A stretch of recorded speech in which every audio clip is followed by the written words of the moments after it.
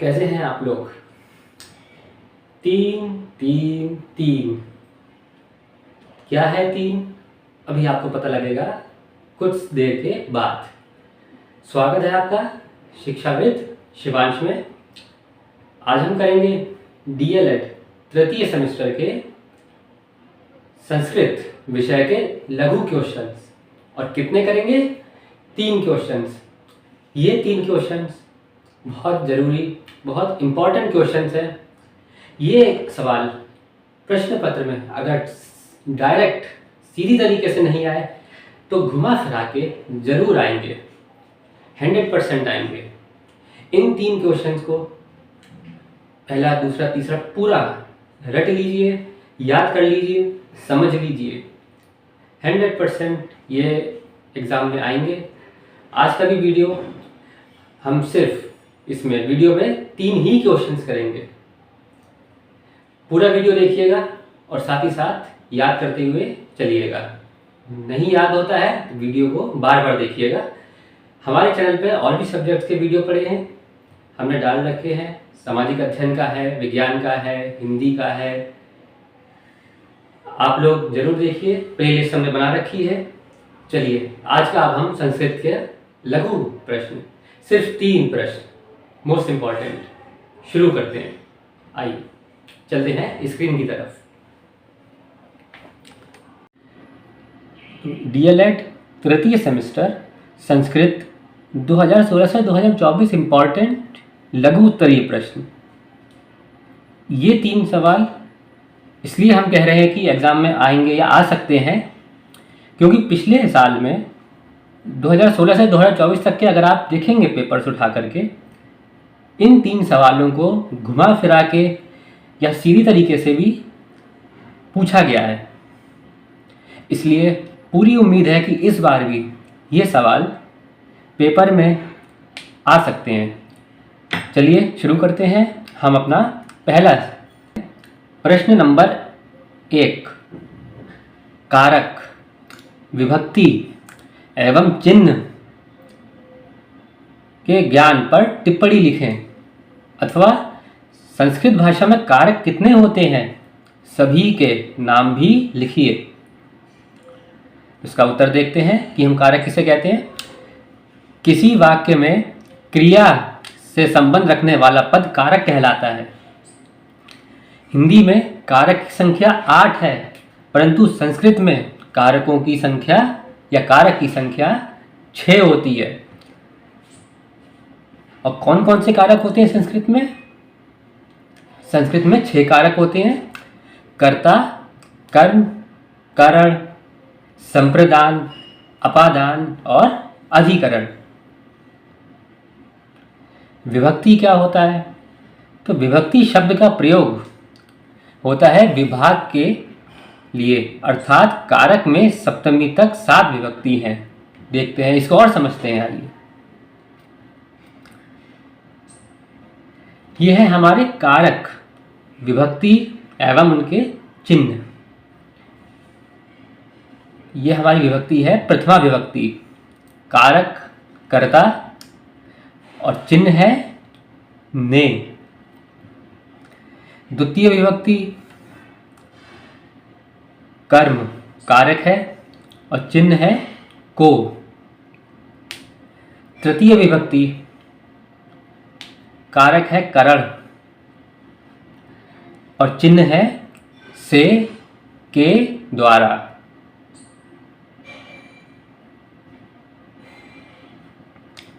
चतुर्थी विभक्ति संप्रदान और चिन्ह है के लिए। पंचमी विभक्ति कारक है अपादान, चिन्ह है से। लेकिन यहाँ पर जो चिन्ह है से वो है अलग होने पर, क्योंकि से हमारा तृतीय विभक्ति में भी था करण पर। कारक करण और उसका भी चिन्ह से है, लेकिन जो हमारा अपादान है पंचमी विभक्ति का, उसमें चिन्ह है से, वो आता है अलग होने पर।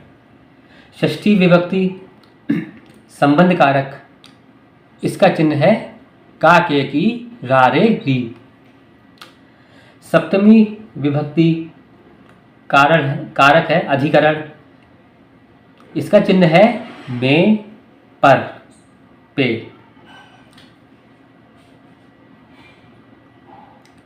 और 8वें है संबोधन।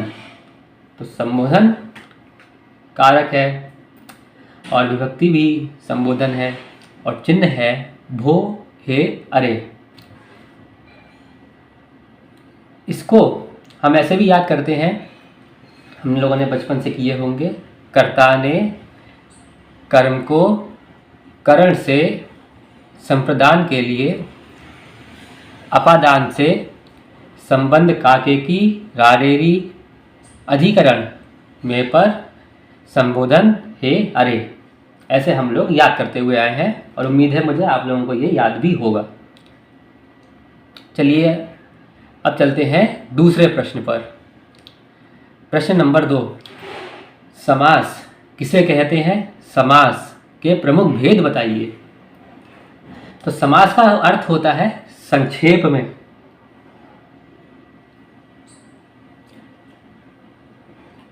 जब दो अथवा दो से अधिक शब्द मिलकर एक नवीन शब्द की रचना करते हैं और उसके मध्य की विभक्तियां लुप्त हो जाती हैं, तो इनके मिलने की क्रिया को समास कहते हैं। समास के भेद क्या क्या हैं देखते हैं। पहला है अव्ययी भाव समास। अव्ययी भाव समास है जिस पद में पहला पद प्रधान होता है तथा संपूर्ण पद क्रिया विशेषण न होकर अव्यय के रूप में प्रयुक्त होता है, उसे अव्ययीभाव समास कहते हैं। उदाहरण है इसका प्रतिदिनम, यथा शक्ति आदि। तत्पुरुष समास दूसरा है, तो जिस समास में अंतिम शब्द प्रधान होता है उसे तत्पुरुष समास कहते हैं। इसके उदाहरण है राजपुरुष, राजपुत्र, पितृभक्ति आदि। तीसरा है हमारा कर्मधारय समास। जिस समास में पूर्व पद विशेषण तथा उत्तर पद या अंतिम विशेष्य हो उसे कर्मधारय समास कहते हैं। उदाहरण है इसके जैसे महापुरुष, गजानन, कृष्ण, सर्प, महाकवि इत्यादि। अब है हमारा चौथा समास बहुव्रीहि समास। जिस समास में पद अनेक हो और अन्य पद के अर्थ की प्रधानता हो उसे बहुव्रीहि समास कहते हैं। उदाहरण लंबोदर, पीतांबर, नीलकंठ, पंचानन, त्रिलोचन, दशानन आदि। अब है हमारा द्विगु समास। 5वां समास है वह समास जिसका पहला पद संख्यावाची हो तथा दूसरा पद कोई संज्ञा हो, वहां द्विगु समास होता है। उदाहरण पंचवटी, चतुर्मुख, त्रिभुवनम, नवरात्रम आदि। छठा है हमारा द्वंद्व समास। जिस समास में सभी पद प्रधान होते हैं तथा समास विग्रह करने पर चा और से जुड़ते हैं उसे द्वंद्व समास कहते हैं। जैसे है उदाहरण राम कृष्णो, हरि हरो, हनि लाभो, पितरो आदि। आइए देखते हैं मोस्ट इंपॉर्टेंट प्रश्न, प्रश्न नंबर 3। 1 से 50 तक की संख्याओं को संस्कृत में लिखिए। आइए शुरू करते हैं।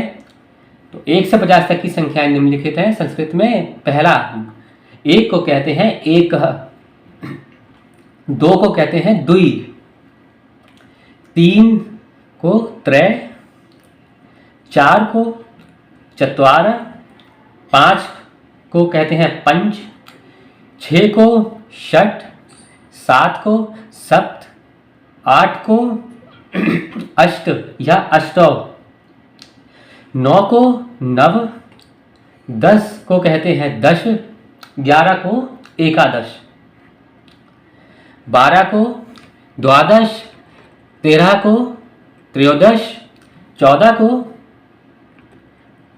चतुर्दश, 15 को पंचदश, 16 को षोडश, 17 को सप्तदश, 18 को अष्टदश, 19 को नवदश या एकोनविंशति, 20 को कहते हैं विंशति, 21 को कहते हैं एकनोविंशति, 22 को कहते हैं द्वैविंशति, 23 को त्रयोविंशति, 24 को चतुर्विंशति, 25 को पंचविंशति, 26 को षड्विंशति, 27 को सप्तविंशति, 28 को अष्टविंशति, 29 को एकोनत्रिंशत्, 30 को त्रिंशत्, 31 को एकत्रिंशत्, 32 को त्रिंशत्, द्वित्रिंशत्, 33 को त्रैत्रिंशत्, 34 को चतुर्त्रिंशत्, 35 को पंचत्रिंशत्, 36 को षट्त्रिंशत्, 37 को सप्तत्रिंशत्, 38 को अष्टत्रिंशत्, 39 को नवत्रिंशत्, 40 को चत्वारिंशत्, 41 को एकचत्वारिंशत्, 42 को द्विचत्वारिंशत्, 43 को त्रैचत्वारिंशत्, 44 को चतुश्चत्वारिंशत्, 45 को पंचचत्वारिंशत्, 46 को शतचत्वारिंशत्, 47 को सप्तचत्वारिंशत्, 48 को अष्टचत्वारिंशत्, 39 को 49 को एकोनपंचाशत्, 50 को पंचाशत्। तो ये थे आज के हमारे मोस्ट इम्पॉर्टेंट प्रश्न। आज हमने पढ़े हैं डीएलएड तृतीय सेमेस्टर की क्लास में। आप लोग इनको ज़रूर पढ़िए, हमारे साथ बने रहिए, चैनल को लाइक करिए, सब्सक्राइब करिए और शेयर करिए शिक्षाविद शिवांश में। धन्यवाद।